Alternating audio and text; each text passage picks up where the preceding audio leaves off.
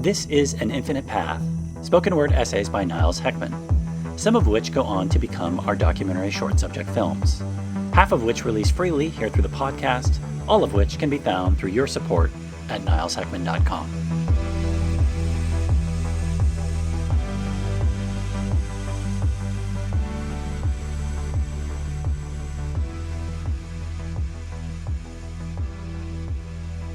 One of the favorite tools used by propagandists through time has been the Hegelian Dialectic, otherwise called a false flag or problem-reaction solution, with the traditional name of Hegelian Dialectic being derived from the German philosopher Georg Wilhelm Friedrich Hegel, who lived from the late 1700s to the early 1800s. For some, this is old news. For others, it is new, but it is certainly not a new occurrence, for it has been taking place through much of humanity's dark parts of history. The technique is as old as politics itself. An unpack or recap is presented in the following because this is a must-know concept for understanding and empowerment. It is bringing about change in a three-step process: thesis, antithesis, and synthesis. The first step, the thesis, is to create a problem.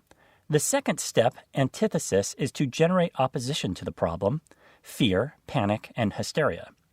The third step, synthesis, is to offer a solution to the problem created by step one, a change which would have been impossible to impose upon the people without the proper psychological conditioning achieved in the stages of 1 and 2.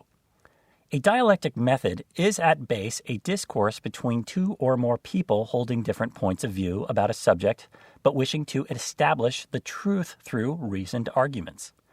Hegel brought increasing recognition of the importance of three dialectic stages of development: the thesis, which gives rise to its reaction; the antithesis contradicts or negates the thesis; and the tension between the two being resolved by means of that synthesis.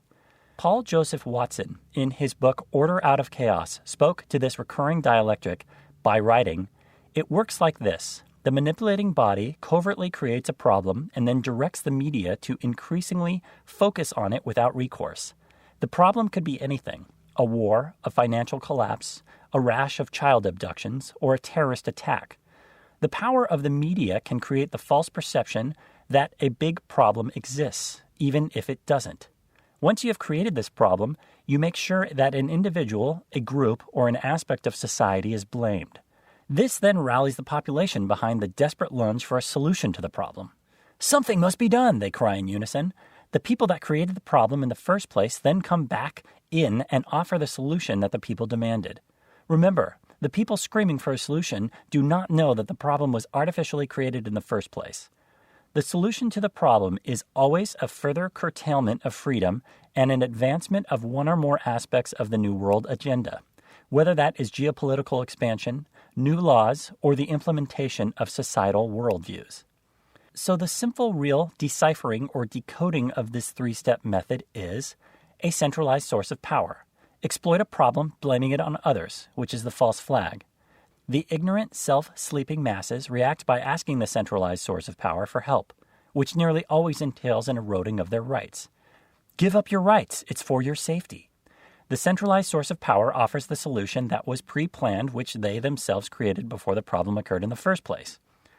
False flags are used disturbingly often and effectively through the implementation of the Hegelian dialectic. From Nero burning Rome to Hitler burning the Reichstag, power-mad leaders across the decades have manufactured crisis in order to present the public with situations where their police-state solutions make sense. The sinking of the USS Maine in 1898 as a pretext for the Spanish-American War.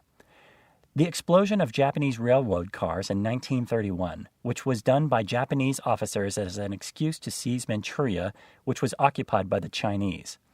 Adolf Hitler burned the Reichstag building in 1933 to blame on his political enemies.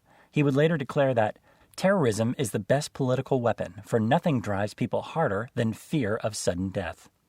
During the Gleiwitz incident in 1939, German leadership fabricated evidence that they were under attack by Poland as an excuse to invade the country.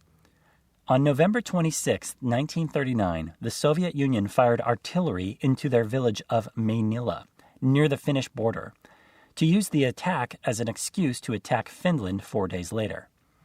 In 1954, Israel bombed U.S. and U.K. interests in Cairo and blamed it on Egypt to provoke a war between the West and Egypt. This eventually became known as the Lavon Affair. Israel took responsibility for it in 2005. The attack of 2 U.S. warships by North Vietnamese vessels, which was the Gulf of Tonkin incident in order to involve the U.S. in the Vietnam War. Operation Northwoods was a 1962 plan by the U.S. DoD to stage acts of simulated or real terrorism in the U.S. and blame it on the Cuban government in order to generate U.S. public support for an invasion of Cuba. The 1999 Russian apartment bombings by Russian President Vladimir Putin, which was blamed on Chechen rebels to cause public outrage. Putin was able to launch a military invasion of Chechnya, positioning himself as a savior who would neutralize the Chechen rebels and restore order. It also allowed him to win the presidential election in 2000. The Oklahoma City bombing in order to pass the nefarious Omnibus Counterterrorism Bill of 1995, S390/HR 896, which was the pre-planned solution. The September 11th terrorist attacks as a stupidly obvious excuse to invade Iraq and the Middle East countries for their oil and other natural minerals and sign the horribly unpatriotic USA Patriot Act, which was brought into law by President George W. Bush on October 26, 2001, less than 2 months after the attack. This bill focused on U.S. citizens to be targeted by their military, mainly to target legitimate dissent. More recent to this historical pattern, there are 2 continuously ongoing uses of this technique going on in the United States of America. The first is the history of the economic crises which we've experienced, which can only be deeply understood within a framework of the Hegelian dialectic process. Problem, reaction, solution. The government and big banks create a real estate bubble and blame it on homeowners that cannot repay their loans. The people react by asking the government and big banks for help. The government takes trillions of taxpayer dollars to bail out the banks and pay huge bonuses to those working in the financial industry who created the problem in the first place. The taxpayer is left with the debt and austerity measures. These economic crises were engineered by the same international banksters that have been active throughout our history and that have brought about a central bank and various forms of unconstitutional taxes. Every major financial crisis America has experienced in her history has followed in the same Hegelian dialectic pattern, with the outcome becoming another incremental step towards world financial domination by the manipulation, centralized controlling body led by a tiny few dark sorcerers. The international banksters create the problem in the first place. The reaction is the economic crisis, and the solution is provided by the same banksters and bureaucrats that created the problem to begin with.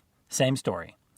Curiously, in all previous financial crises, a state of war was always associated with the process. How revealing about war, since all wars are bankers' wars. The second constant ongoing use of this technique in the USA are attempts at abolishing the Second Amendment through psychological operations. So our steps for this issue go something like this. America is a world leader in gun violence against its people by its own people. Americans ask for their own personal Second Amendment rights to be eroded to solve the problem.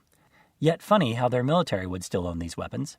The Second Amendment is then heavily redacted, if not eradicated, by those who made the populace falsely believe the initial premise. Now, a restriction is different than a complete abolition.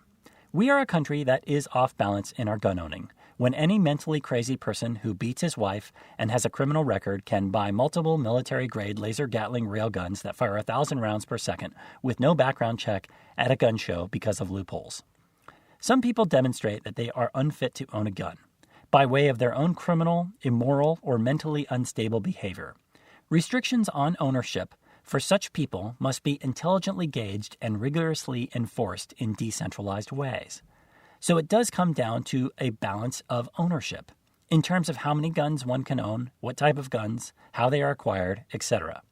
Gun violence is real and tragic, but for the majority of judicious Americans who have guns or a single gun and have never hurt anyone with them, bearing arms is a protected right, whether they choose to exercise it or not.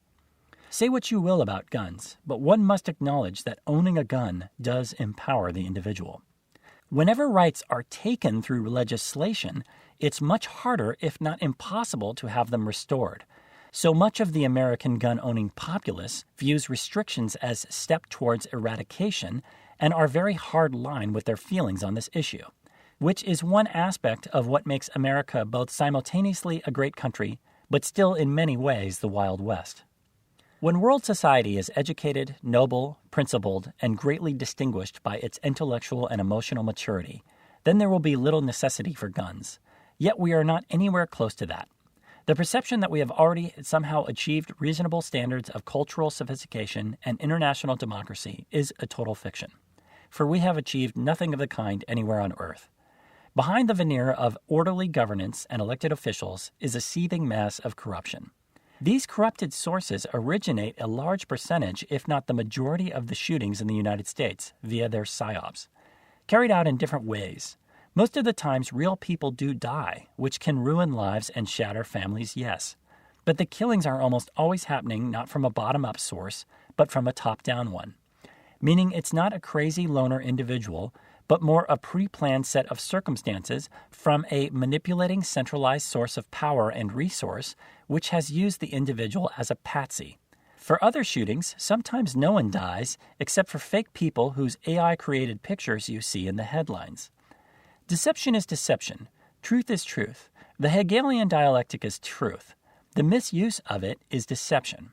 Our world, as part of the universe, is in fact a Trinitarian construct that works out naturally, as does the Hegelian dialectic of thesis, antithesis, and synthesis. Problem, reaction, solution is almost somewhat given that the first awareness is that of a problem at hand. As life lived by free people hoping to overcome problems by learning their natural solutions in order to live a more productive life. That is the divine intention for us all, the seeking and then finding of the higher truth that is natural. The biggest obvious takeaway from all these incidences is that centralized sources of power around the world, industry and governments, are fine killing citizens in order to enact restrictive rights on citizens and thus gain even more power over the populace. These dark revolutionaries in centralized power, be that it governmental or corporate, have created economic chaos, shortages of food and fuel, confiscatory taxation, a crisis in education, a threat of war, and other diversions to condition free sovereign beings, not citizens, mind you, for their control and disempowerment. Applying the Hegelian dialectic and irreversible financial influence, concealed change agents seek to dismantle societal and political structures by which free women-men govern themselves. Ancient landmarks erected at great cost in blood and treasure. Their objective is to emasculate sovereign states, merge nations under universal government, centralize economic powers, and control the world's people and resources. Yet it will never work so long as we are aware of the nefariousness and don't consent to it. For all we need do is first acknowledge its occurrence, a tough swallow for many who wouldn't be willing to listen to a word of this essay, and then not consent to it through our actions. Whenever a crisis occurs, or the threat of a crisis looms, or a series of crimes unfold which is hyped by the media, understand that the psychopathic wealthy interests who run the planet may be attempting to terrorize the populace into accepting new legislation. For Voltaire once said, "Madness is to hold an erroneous perception and argue perfectly from it." This is what far too many madly react to by consenting to their puppet string pullers who use this technique, because it has worked time and time again, and that's why it continues to be used. Hermann Göring, a German Nazi political and military leader, was said by Gustav Gilbert during the Nuremberg trials to have spoken, "Why, of course, the people don't want war. Why would some poor slob on a farm want to risk his life in war when the best that he can get out of his own is to come back to his farm in one piece? Naturally, the common people don't want war, neither in Russia, nor in England, nor in America, nor in, for that matter, Germany. That is understood. But after all, it is the leaders of the country who determine the policy, and it is always a simple matter to drag the people along, whether it is a democracy or a fascist dictatorship, or a parliament or a communist dictatorship. Voice or no voice, the people can always be brought to the bidding of the leaders. That is easy. All you have to do is tell them they are being attacked and denounce the pacifists for lack of patriotism and exposing the country to danger. It works the same way in any country. This shows us that the shadow of the world happens to live at the top of hierarchies. and uses so many forms of dark magic for their own gains. So we must all be conscious of these things as a way of not giving our power away, which is truly a revolutionary act. We must have the understanding and conscious intent of some of America's founding fathers. For like Benjamin Franklin once said, those who would give up essential liberty to purchase a little temporary safety deserve neither liberty nor safety.